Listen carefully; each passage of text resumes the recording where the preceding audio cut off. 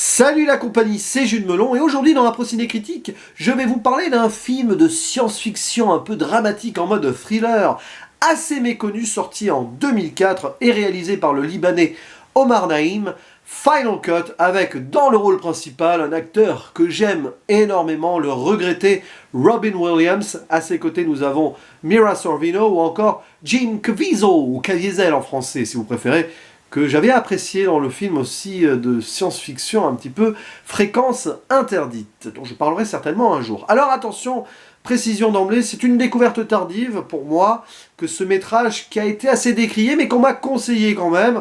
Et bon, quand on parle de Robin Williams, j'ai du mal à être objectif. Alors je vais essayer de l'être ici.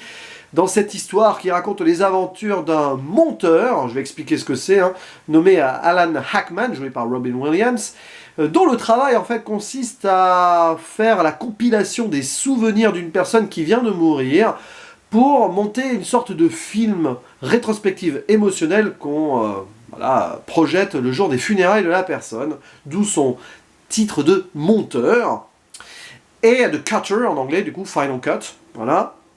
Et donc, cet Alan Hackman, on sent qu'il a eu un passé assez trouble, qui fait de lui un homme obsessionnel, rongé par une certaine culpabilité, sans en dire plus, même si c'est d'emblée projeté, tiens, c'est très drôle, au début du film en mode flashback. Et à un moment, il va se poser des questions sur est-ce que c'est, on va dire, humain et naturel de faire cela. D'ailleurs, il y a des implants, parce qu'en fait, pourquoi on peut faire ça avec les souvenirs des gens? C'est parce qu'ils ont eu des implants mis à la naissance pour qu'on puisse ensuite, à la fin de leur vie, récupérer les souvenirs, tout ça, bon bref. Et donc, entre souvenirs du passé, prise de conscience et problèmes personnels aussi, au fur et à mesure qu'il va avancer sur la compilation des souvenirs d'un avocat un petit peu étrange, voilà, et on va suivre donc quelques péripéties bizarres ou pas, allez savoir. Bon, c'est un film qui est difficile à synopsiser comme ça, sans trop en dire. Ce qui est certain, c'est que oui, c'est de la SF avec un point de départ très sympathique, vraiment, j'aime bien l'idée. Et il y a aussi, c'est ce qui m'a le plus plu dans un film, qui me laisse un petit peu sur ma faim, je vais essayer d'expliquer pourquoi, c'est le côté méta, parce que voilà, un film qui montre quelqu'un qui monte un film, et ça fait réfléchir sur pas mal de choses, sur les mensonges que l'on peut faire en compilant des images, parce que c'est clairement ça ici. Donc le monteur, Alan Hackman, on lui fait des commandes et il doit effacer, on va dire, certains souvenirs négatifs. Alors c'est même plus que des souvenirs en soi, puisque c'est des images qui viennent des yeux de la personne. Donc vous imaginez le travail de montage, en gros il doit récupérer une cinquantaine d'années, 60-70 ans d'images pour en faire un film d'une heure et demie. Alors évidemment, il y a un logiciel, une sorte de machine qu'en français on appelle la guillotine, c'est drôle, cutter, guillotine, qui sélectionne par, on va dire, dossier, tout ça, pour qu'il puisse récupérer plus facilement. Mais quel travail de folie!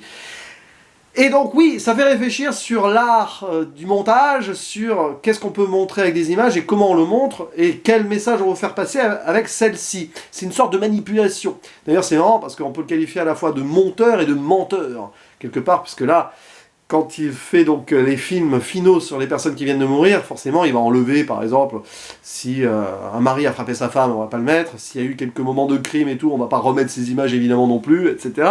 etc. Bref.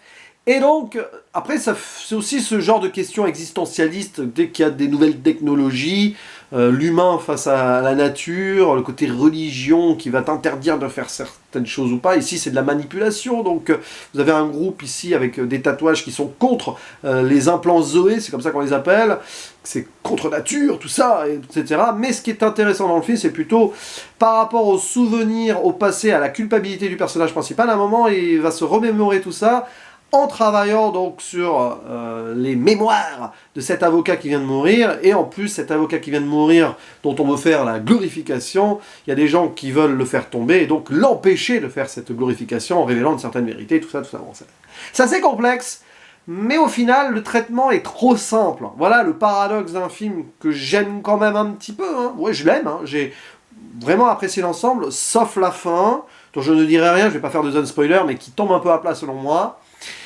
Et le problème, c'est qu'il y a beaucoup de trucs qui sont passionnants dans le film, vraiment.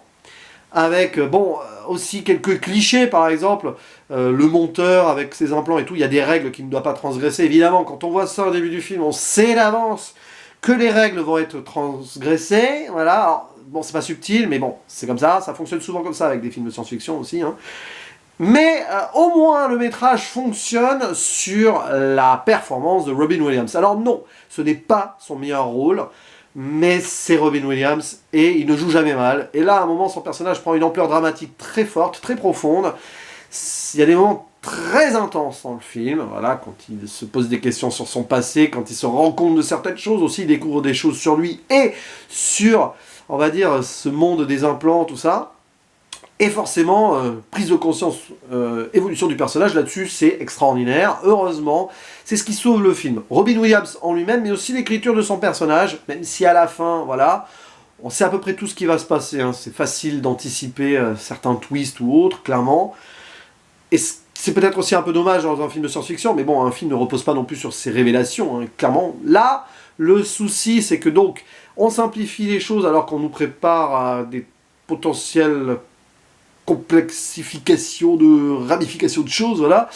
Ça va pas assez loin, hein. C'est un petit peu aussi un film qui fait très téléfilm, malheureusement. La mise en scène n'est pas mauvaise, hein, en cela, mais il manque peut-être une direction artistique plus poussée, notamment voilà, quand on va sur des flashbacks, etc. C'est assez, voilà, ça reste en surface, un petit peu à l'image du film. Et donc c'est pour ça que je vais pas être très positif sur celui-ci, même si j'ai apprécié l'ensemble. Heureusement qu'il y a Robin Williams, hein, sinon je sais pas comment j'aurais réagi. Après il aurait pu avoir un très très bon acteur aussi à sa place, qui aurait très bien fait passer les émotions, mais bon. Peut-être aussi la maladresse de ce film, c'est de commencer avec ce flashback, où on sait de suite que c'est Alan plus jeune. Ça nous enlève déjà un petit truc, je trouve, puisqu'après on creuse derrière et ah tiens une petite révélation par rapport à cela et tout. Alors oui, c'est pour nous camper les démons donc du protagoniste, d'accord, mais on perd quelque chose selon moi. Bon, voilà, ça c'est mon avis personnel.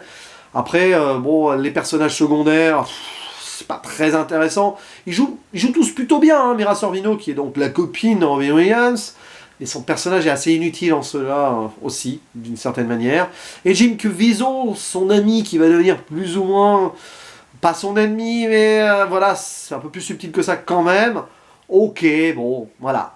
Voilà, vous avez compris. C'est un film intéressant. Son côté méta, son côté réflexion du pouvoir des images, la manipulation, tout ça, très intéressant.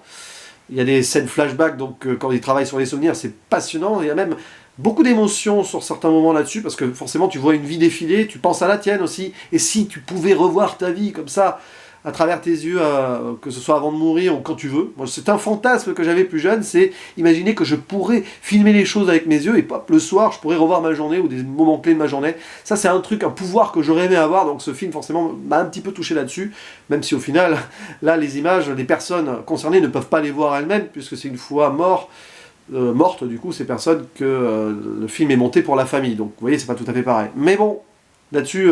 ça m'a fait réfléchir à cela. Donc voilà, je vais pas aller plus loin qu'un 6 sur 10 sur ce film, et un pas mal sur Captain Watch. 6, ça aurait été 5 sans Robin Williams, je vous l'avoue. Mais ça reste un film à voir et à découvrir, donc sur ce côté mise en abîme des choses, sur les images, le film dans le film un petit peu, j'aime ce genre de film aussi. Donc voilà, je vous dis à la prochaine. Ciao.